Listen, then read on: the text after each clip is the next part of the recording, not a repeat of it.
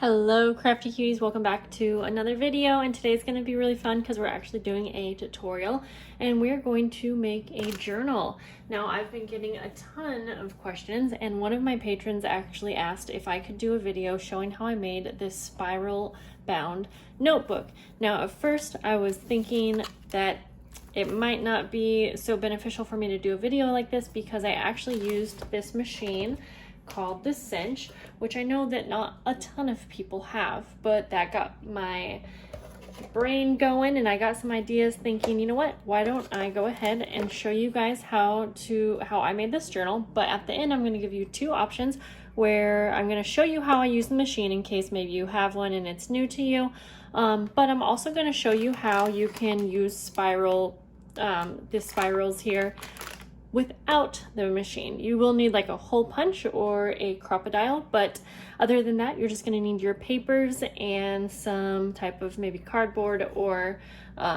heavy card stock for the pages. And we're going to get going, and I'm going to show you the entire journal together. So of course you're going to need some type of binding wires as well, and these are 1 inch. Now, it doesn't have to be this brand, I wouldn't think, especially if you're not using the machine.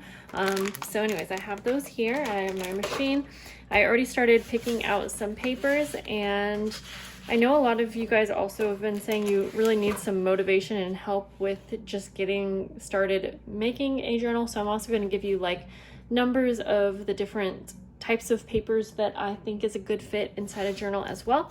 And this was actually a Dollar Tree book, and so these pages will be really fun to include in the journal as well. This is the paper pad I'm using called Zodiac. I do like using double-sided paper for these types of journals, but you don't have to. So I already picked out 10 pieces of scrapbook paper, and then we're going to use 10 pages of other types of papers like coffee dyed papers or what else, like graph papers, any other types of papers. And then I'm going to use about 5 others, and that can be anything like bags or tags. But let's get started and cut down our scrapbook papers. I'm going to cut these down to 6 inches by 8 inches. This one has like a branding strip that you can't actually see, which is kind of annoying here, but I'm gonna go ahead. So I'm gonna speed through this part, of course, and like I said, I'm gonna cut all of these pages down. I do want to give you a quick heads up that I did have to break this video into 3 parts, so I apologize for people who don't like that, but it was just the only way it would work. Also, be sure to keep all of your scraps because we're going to use these. This is honestly already, this is the cut down piece. This is already a perfect size for like a journaling card. But also, if you cut your long strip, since we're doing 8 inches, there's 3 inches left over. You can also cut that first so you have a nice big long strip. Let me show you what I mean. So I cut down the middle first like that, and then you're left with 2 extra pieces. But you can also cut down to 8 inches. I hope this makes sense. And then you would, I like this size too because you don't have a lot of scraps left over. So then you see, then you're left with 1 long strip, which can be really helpful for different decorating aspects of the journal. Okay, I'm gonna get back to cutting these down. Okay, so now I have my 10 pieces of scrapbook paper, and just keep in mind I'm actually making 2 journals, so I really have 20. And now I'm going to cut down 20, but 10 for each other pieces of paper. And so I'm using book pages, I'm using like see-through vellum paper, graph paper, coffee dyed, and like other dyed papers, and then some ledger paper. This is just kind of some of my favorites. And when you are cutting down your pages, just remember that for this journal, this is a lot different than like a typical junk journal where you are going to be folding your pages like this into signatures. These are going to actually be single pages. So you'll want your pages to be at least the same size as your journal, or smaller. And I do like to have smaller pages in my journals as well, so I will have some smaller pages. So I'm going to go ahead and cut all of these down now to either 6 by 8 or smaller. So I'm actually just going to take, I like to sometimes just cut a couple at once, and so oh, there's some stickers on these ones. Whoops. That's okay. So I think I'll actually just, since I'm making 2 journals here, I'll just kind of figure out where the middle is. I could have probably done that if 5.5. So these will even be a little bit smaller. So just set those aside. And sometimes I'll end up changing the size of my pages as I go along and as I'm actually decorating the pages for the journals, but I kind of like to have a good starting point and just know that I can always cut the pages down. But I like to have everything, it helps me get organized a little bit better, I guess you could say. Okay, and this page, these are a little wrinkly, but that's okay. And this is actually also a great journal to go ahead and make 2 journals at once, because you're usually going to be cutting your pages down anyways, or cutting them in half, I guess. So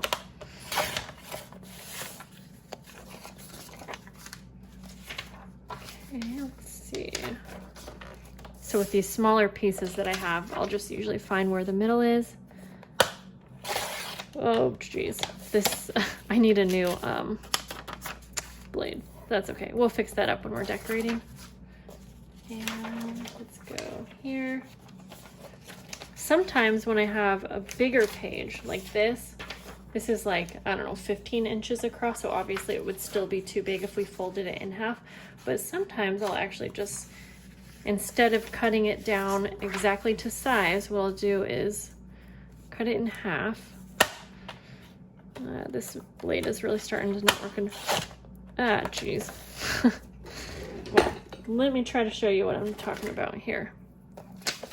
I'll have to change that blade before I move on. But anyways, I'll cut it down to size. And that's still too big for the journal, but you can always fold something like that. And so you can have fold outs too. So we'll just keep going. These book pages are just a bit too big, but instead of like cutting them in half and putting them sideways, I actually want to keep them in as kind of a book page. So I'm just going to take one of my pages that's cut down, and I'll probably just kind of figure out which portion of the page I want to keep. And again, you could fold this page as well, but I'm just going to go like this, I think, and just kind of trim it down a bit. And also keep in mind that you can have however many book pages or journal pages you want in your journal. This is not saying that like you really need to have this amount of pages in your journals for them to be perfect. This is just kind of my guidelines I usually follow. It's not always the same, but I do usually follow kind of like some guidelines in my head that I just know that works well for me.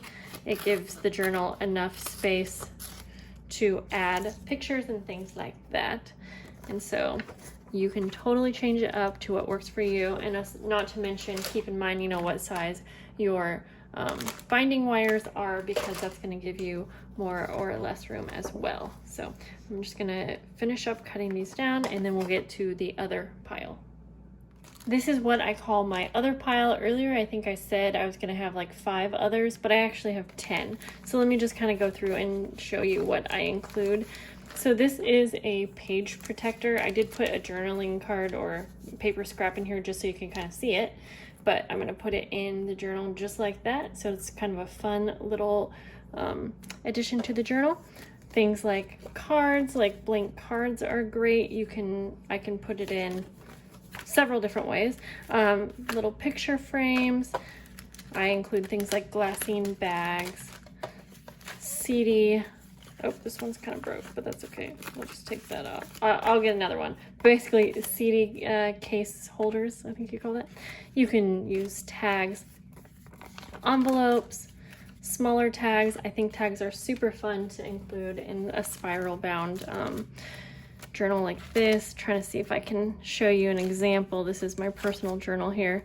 Well, I don't know, you can kind of get an idea of, here's like the page protector, so super fun to put that in journals.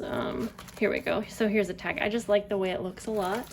So tags, things like doilies and other paper bags. So I'm just going to go ahead, and I think all of these are already cut down to size or smaller.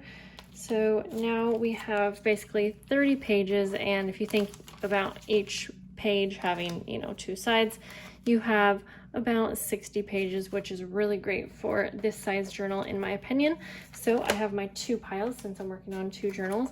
And so now that we have all of these cut down, I think I'm going to move along to decorating the front and back cover, and then we will finish decorating our pages after that. For the cover, I'm going to make my cover a little bit bigger than the pages. So remember, our pages are 6 by 8, so my cover will probably be like 6 1/4 by 8 1/4. And I like to repurpose any type of like a thicker cardboard, so the backs of your paper pads is really great for this, or some type of a cracker box. I also don't like my pages to be too thick for this type of journal, so I don't usually use like book board or anything like that. So like I said, I'm gonna cut the covers down. Actually, I'll do like 8 1/8. I only want it to be a little bit bigger than the pages, so I will cut these down to size and then show you how I'm going to decorate. So keep in mind that you'll need one for the front cover and the back cover, 2 separate pieces. Now from here you can go ahead and just decorate your cover by covering it with whatever scrapbook paper or fabric you choose, but I take an extra step here, and I do this with all of my covers. So I didn't want to leave this part out, but I want to say it's not necessary. I just like the feel of my covers having some type of fabric like around the edges, and so like on this one right here, even though I have paper, it is covered in fabric. And so we're gonna start by, I took just a scrap of muslin fabric. That's what I basically use for all of my covers, and I'm just gonna go ahead and glue down. I'm gonna put glue all over the edge, and we're gonna cover this in fabric first and then decorate it in paper. And again, you do not have to do this part.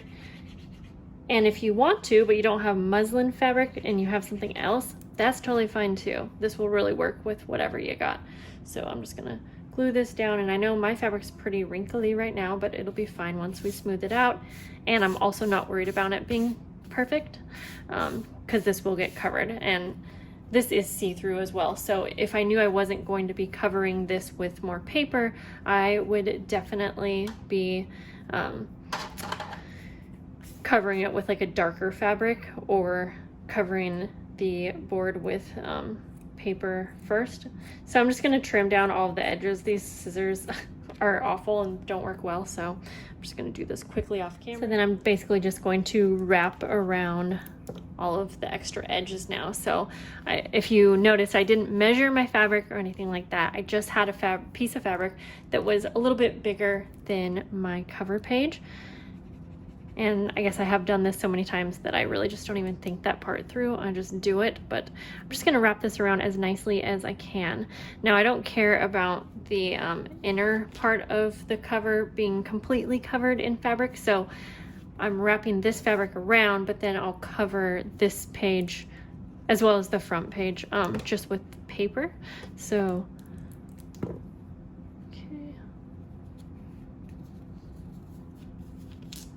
and personally, I also think that the fabric does lend in to make it a little bit more durable.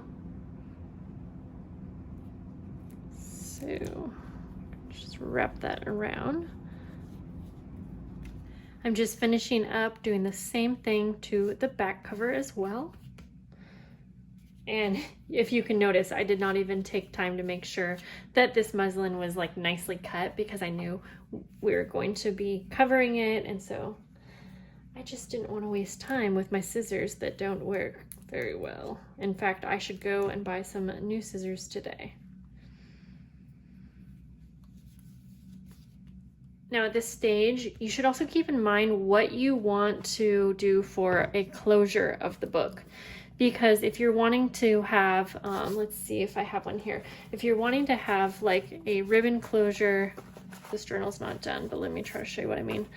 Like this, where you have two ties and you can tie them together, you will want to keep in mind that you'll want to place those probably before you put your final panel on the front cover, because you'll usually place the ribbon in between like the front cover and the base of your journal.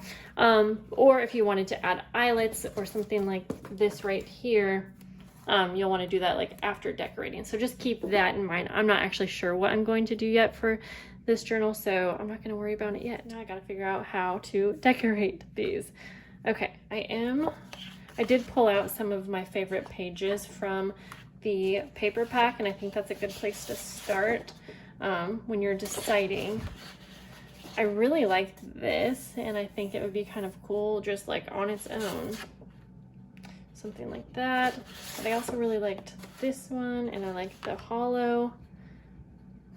Another thing to keep in mind when you're decorating a journal and you're just wanting to kind of use the paper packs that you're working with, journaling cards can also sometimes be a really nice like centerpiece on a journal cover, kind of like this. And but at the same time, if you have a really cool, fun paper that has a lot going on, really that kind of can speak for itself as well. So I'm having a hard time deciding, guys. So what I'm gonna do is come back to the cover. I'll go ahead and decorate the inside covers. So this is the front, this is the back. And I think I want to keep this pretty simple and use this paper here and just start by covering the whole page. So I'm going to go ahead and cut this down to size. Okay guys, so now that I have these cut and glued onto the covers, we are going to have to stop here and finish the decoration of the covers and the decoration of the pages in the next video that will be coming very soon. I won't make you wait too long, I promise. And then we'll probably do the final binding in the third part. I just don't have enough space to make this all one video, and I don't want to cut anything out. So I will see you guys in the next video. Have a lovely day.